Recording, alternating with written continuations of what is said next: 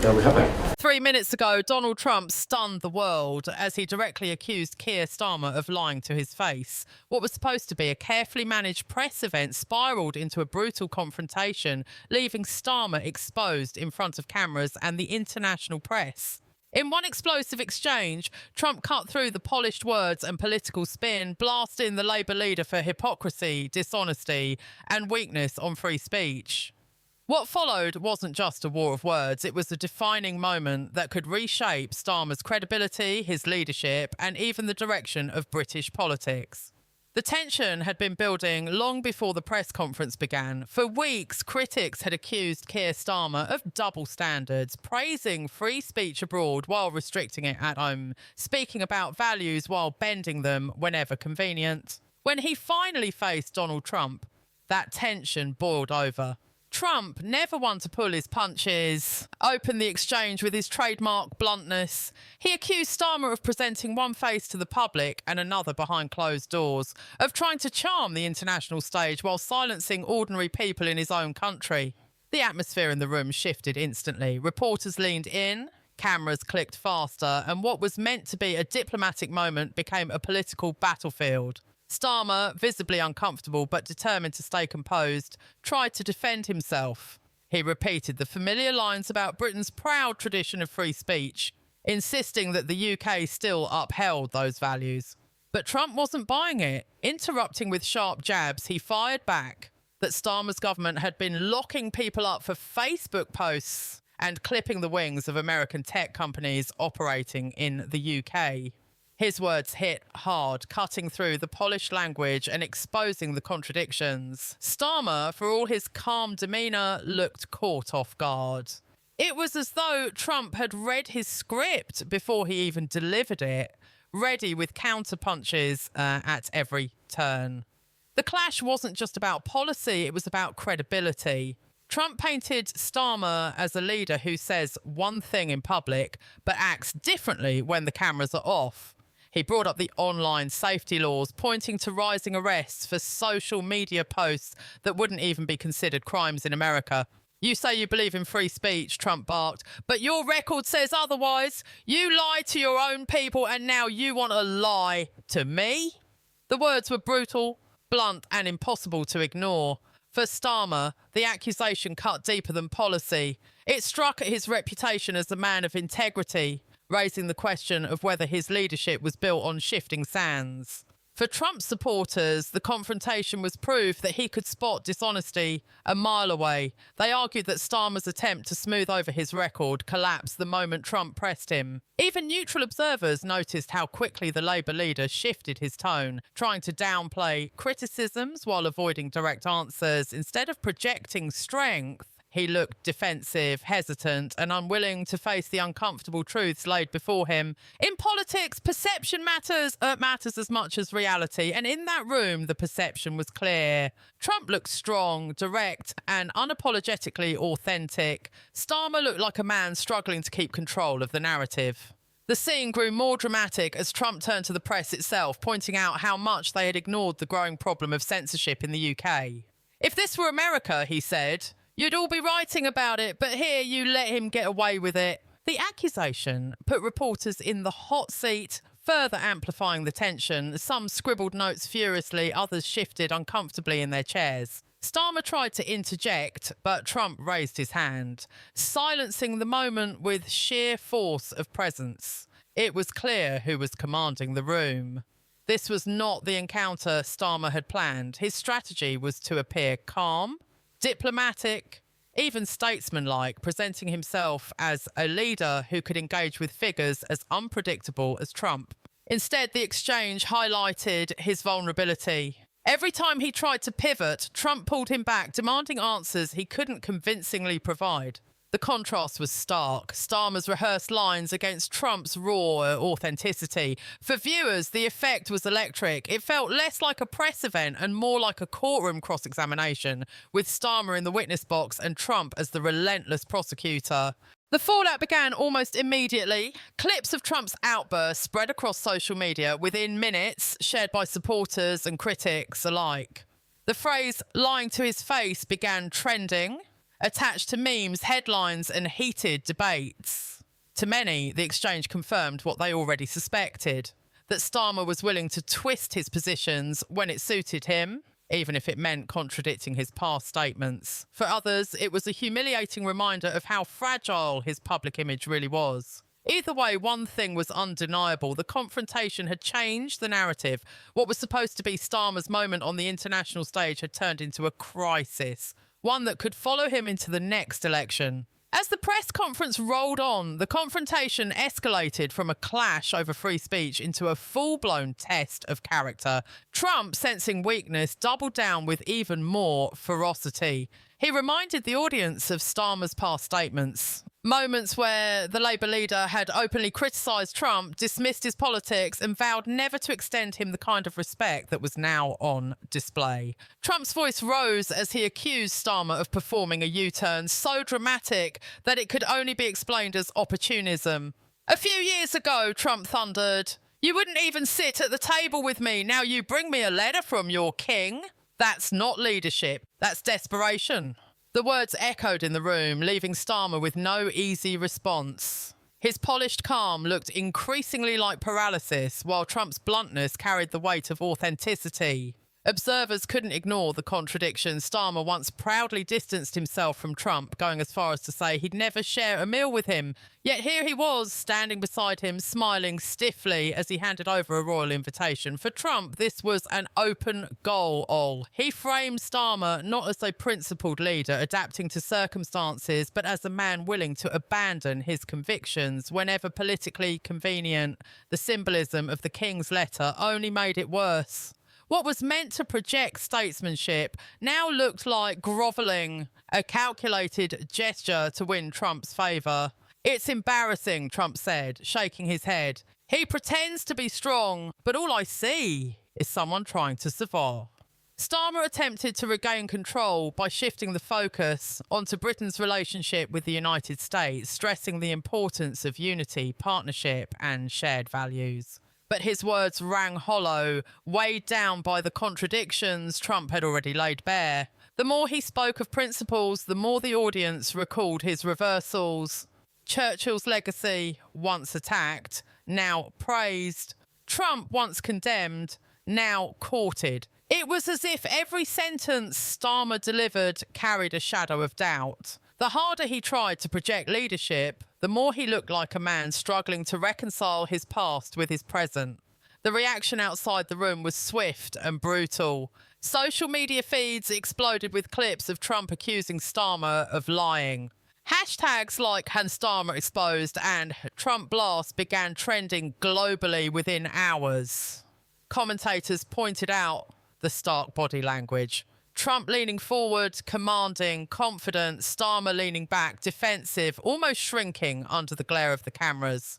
Some called it a political schooling, others a humiliation. What was meant to elevate Starmer onto the world stage had instead spotlighted his vulnerability. The optics mattered as much as the words, and the optics were damning. Critics of Starmer were quick to seize on the confrontation as proof of what they had long argued, that his leadership was built on convenience rather than conviction. They accused him of pandering to different audiences, tailoring his message to whoever was in the room rather than standing firm on principle. "This isn't leadership," one commentator wrote, "it's acting, and badly at that." Even among his supporters, the moment stirred unease. They could defend his policies, they could defend his strategy, but it was harder to defend the image of a leader caught off guard, fumbling under pressure, and accused of dishonesty by one of the world's most unfiltered politicians. Meanwhile, Trump capitalised on every moment. He turned Starmer's attempts at diplomacy into evidence of weakness, his polite words into signs of fear. At one point, Trump leaned back in his chair, smirked, and declared, "He says one thing yesterday, another thing today. Tomorrow? Who knows?" That's not a leader, that's a salesman. The line struck like a hammer, simple but devastating. It reinforced Trump's image as someone who cuts through political games and speaks directly to the public. And for many watching, it wasn't just persuasive, it was believable. The clash also underscored a deeper divide between the two men's political styles. Starmer thrives on caution, calculation, and control. Trump thrives on disruption, confrontation, and raw instinct. When placed side by side, the contrast couldn't have been clearer. Starmer's every word felt measured, rehearsed, carefully chosen to avoid missteps. Trump's every word felt unrehearsed, risky, but powerful in its directness. To a global audience fatigued by polished political scripts, Trump's bluntness came across as refreshing, even when controversial. Starmer, by comparison, looked like a man hiding behind talking points.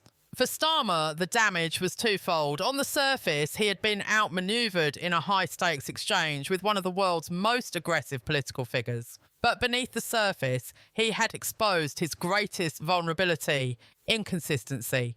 A leader who shifts positions too easily risks losing the trust, not just of opponents, but of his own supporters. And once trust is gone, it rarely returns. This was the narrative Trump hammered again and again, that Starmer was not a man of principle, but a man of convenience, willing to say whatever the moment demanded. The press conference ended, but the fallout was only beginning. Headlines the next morning were unforgiving. Starmer shaken. Trump calls out lies. Labour leader exposed on global stage. Comment sections filled with biting remarks. Memes mocked his contradictions. And political opponents used the moment to question his fitness for leadership. For many, the image of Starmer standing silently as Trump blasted him was unforgettable. And in politics, unforgettable moments are rarely forgiven. By the time the press conference reached its midpoint, it was clear that Starmer had lost control of the narrative. What was supposed to be a polished display of diplomacy had turned into a relentless interrogation, with Trump holding the gavel. The former US president circled back to the issue that had electrified the room from the very start: free speech. He pointed directly at the hypocrisy of Starmer's record, drawing a sharp contrast between America's constitutional protections and Britain's increasingly restrictive laws. "You talk about democracy," Trump said, his voice cutting like a blade, "but you lock your own people up for jokes on the internet. You call that free speech? That's not democracy, that's control." The accusation hung in the air like smoke, impossible to brush aside. Starmer shifted uncomfortably, offering the same tired reassurances about safety and regulation. But his words felt weak compared to the force of Trump's delivery. The more he tried to explain, the more the audience could feel the tension between his words and his actions. It wasn't just Trump's words that made the moment so devastating. It was his ability to frame the debate in simple, unforgettable terms. Free speech isn't a complex policy issue in Trump's world. It's a battle between liberty and censorship, between the people and the elites. By painting Starmer as the face of censorship, Trump wasn't just criticising a political opponent, he was casting him as an enemy of freedom itself. The framing was devastatingly effective. Every time Starmer insisted the UK was protecting citizens, Trump reminded him of arrests, prosecutions, and headlines that told a very different story. Protecting citizens, Trump scoffed, or protecting your own power? That line alone was enough to send shivers across social media, where millions were already dissecting every word of the exchange. For Starmer, the danger was more than just embarrassment. It was exposure. He has long tried to present himself as steady, principled, and trustworthy, but Trump was pulling back the curtain, revealing a different picture. A politician who bends when pressured, who changes his message when convenient, and who hides behind polite rhetoric when challenged directly. It was no longer about whether Starmer believed in free speech, it was about whether he could be trusted at all. Once a leader is accused of dishonesty in such a public and brutal way, the damage lingers. Trust, once shattered, cannot be repaired with a few careful words. The public reaction to this exchange was telling. Trump's blunt attacks resonated far beyond his own supporters. Even those who didn't admire him admitted that his words carried a sting of truth. Commentators on both sides of the Atlantic began debating whether Starmer had been caught out. Not just politically, but morally. Was he lying when he claimed to defend free speech? Was he lying when he promised consistency and integrity in his leadership? The questions spread like wildfire, and each one weakened Starmer's position further. Worse still, Trump had managed to transform a complicated issue into a simple narrative. Starmer lies, Trump tells the truth. In politics, perception is reality. And in that moment, reality was firmly against Starmer. The clash also exposed something deeper about the nature of modern politics. Starmer represented the cautious, scripted approach of establishment leaders, carefully weighed phrases, calculated gestures, and a desperate attempt to avoid risk. Trump, on the other hand, embodied raw authenticity, whether people liked it or not. His words might be blunt, even offensive, but they were undeniably real. And in an age when voters are tired of polished political performances, Trump's directness had the power to cut through.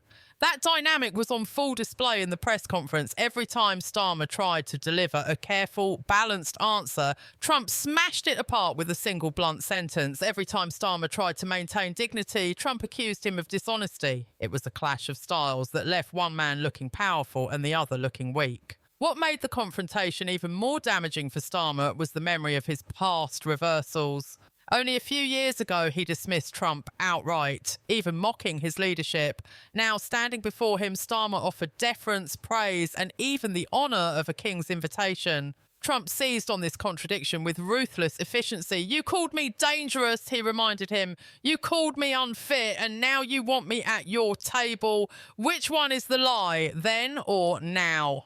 Starmer had no good answer, and the silence was louder than any denial could have been. The audience didn't need to hear more. The contradiction spoke for itself. For the Labour leader, every attempt to pivot only seemed to dig the hole deeper. His words about partnership with America sounded hollow when contrasted with his past insults. His praise of Churchill rang false when matched against his earlier criticisms of the wartime leader.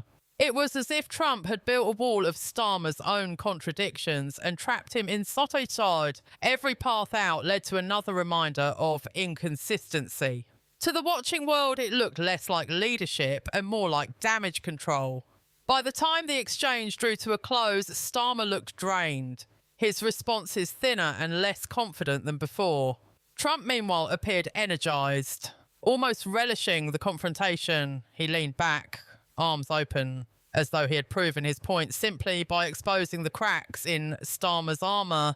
And in truth, he had. The story was no longer about Trump's bluntness, it was about Starmer's weakness. A leader who came to the world stage seeking to project strength had instead been painted as a man of shifting positions, shaky convictions, and uncomfortable truths. The blast of Trump's accusation that Starmer lied to his face was no longer just a soundbite.